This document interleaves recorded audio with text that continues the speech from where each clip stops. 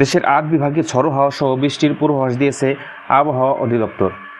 সারা দেশে অস্থায়ীভাবে দমকা হাওয়া অথবা ঝড়ো হাওয়া সহ বৃষ্টি অথবা বজ্রসহ বৃষ্টি হতে পারে বলে জানিয়েছে আবহাওয়া অধিদপ্তর। শুক্রবার আবহাওয়াবিদ মোহাম্মদ মনোয়ার হোসেনের স্বাক্ষরিত এক বিজ্ঞপ্তিতে বলা, সকাল ৯টা থেকে পরবর্তী ৭২ ঘন্টার আবহাওয়ার পূর্বাভাসে এ তথ্য জানানো হয়। বিজ্ঞপ্তিতে বলা হয়, আজ ঢাকা, ময়মনসিংহ, খুলনা, বরিশাল ও সিলেট বিভাগের অনেক জায়গায় এবং রাজশাহী, রংপুর ও চট্টগ্রাম বিভাগের কিছু কিছু জায়গায় অস্থায়ীভাবে দমকা অথবা ঝড়ো হাওয়া সহ বৃষ্টি অথবা বজ্রসহ বৃষ্টি হতে পারে। সে সঙ্গে কোথাও কোথাও বিক্ষিপ্তভাবে শিলাবৃষ্টি হতে পারে। সারা দেশে দিন এবং রাতের তাপমাত্রা প্রায় অপরিবর্তিত থাকতে পারে। শনিবার সকাল ৯টা থেকে আবহাওয়া পূর্বাভাসে বলা হয়, ঢাকা, খুলনা, বরিশাল ও চট্টগ্রাম বিভাগের অনেক জায়গায় এবং রংপুর, রাজশাহী, ময়মনসিংহ এবং সিলেট বিভাগের কিছু কিছু জায়গায় স্থায়ীভাবে দমকা ও ঝড়ো হাওয়া সহ বৃষ্টি বা বজ্রবৃষ্টি হতে পারে। সেই সঙ্গে কোথাও কোথাও বিক্ষিপ্তভাবে শিলাবৃষ্টি হতে পারে। সারা দেশে দিন এবং রাতের তাপমাত্রা প্রায় অপরিবর্তিত থাকতে পারে। রোববার ১২ই মে সকাল ৯টা থেকে আবহাওয়ার পূর্বাভাসে বলা হয়েছে, খুলনা, বরিশাল ও চট্টগ্রাম বিভাগের কিছু কিছু জায়গায় এবং রংপুর, রাজশাহী, ঢাকা, ময়মনসিংহ এবং সিলেট বিভাগের ২-১ জায়গায় স্থায়ীভাবে দমকা ও ঝড়ো হাওয়া সহ বৃষ্টি বা বজ্রসহ বৃষ্টি হতে পারে। সারা দেশে দিন এবং রাতের তাপমাত্রা সামান্য বাড়তে পারে। বর্ধিত ৫ দিনের আবহাওয়ার অবস্থা সম্পর্কে বলা হয়েছে, বৃষ্টির প্রবণতা হ্রাস পেতে পারে এবং তাপমাত্রা আরও বৃদ্ধি পেতে পারে। অন্যদিকে টানা ১ মাসের লম্বা সময় ধরে তীব্র তাপপ্রবাহের পর চলতি মাসের শুরু থেকে বৃষ্টিতে ক্রমশ স্বস্তি ফিরেছে সারা দেশে। প্রতিদিন দেশের বিভিন্ন স্থানে ঝড় বৃষ্টি হচ্ছে, কেটেছে গরমের দাপট।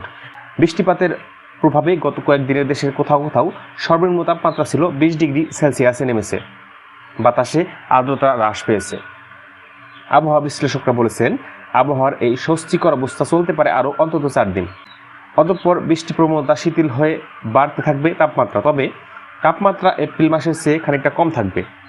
অক্টোবরে বঙ্গোপসাগরে সৃষ্টি হতে পারে লঘুচাপ থেকে নিম্নচাপের। মাসের শেষ ভাগে একটি নিম্নচাপ প্রবল ঘূর্ণিঝড়ে রূপ নিতে পারে বলে পূর্বাভাস দিয়েছেন আবহাওয়াবিদরা। বিভিন্ন আবহাওয়া পূর্বাভাস মডেল অনুযায়ী সেটি ধারণা করছেন তারা। শুক্রবার একই সাথে আমেরিকা ও ইউরোপিয়ানের আবহাওয়া পূর্বাভাস মডেল দক্ষিণ বঙ্গোপসাগরে একটি ঘূর্ণিঝড় সৃষ্টির পূর্বাভাস দিয়েছে। সম্ভাব্য এই ঘূর্ণিঝড়ের নাম হবে রিমাল। ওমানের দেয়া এই আরবি নামের অর্থ বালু। আগামী ২০ থেকে ২৭ মের মধ্যে শক্তিশালী ঘূর্ণিঝড়টি সরাসরি বাংলাদেশ ও ভারতের পশ্চিমবঙ্গের উপকূল দিয়ে স্থলভাগে উঠে আঘাত হানতে পারে।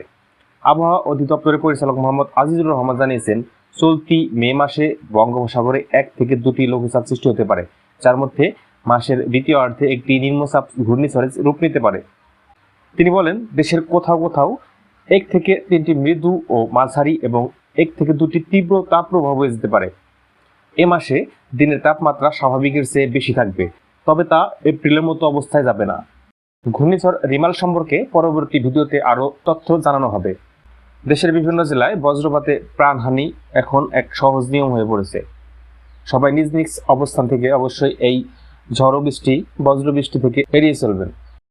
আবহাওয়া সংবাদে আজ এতটুকুই ছিল। পরবর্তী ভিডিও পেতে অবশ্যই সাবস্ক্রাইব করে পাশে থাকবেন। ধন্যবাদ। আল্লাহ হাফেজ।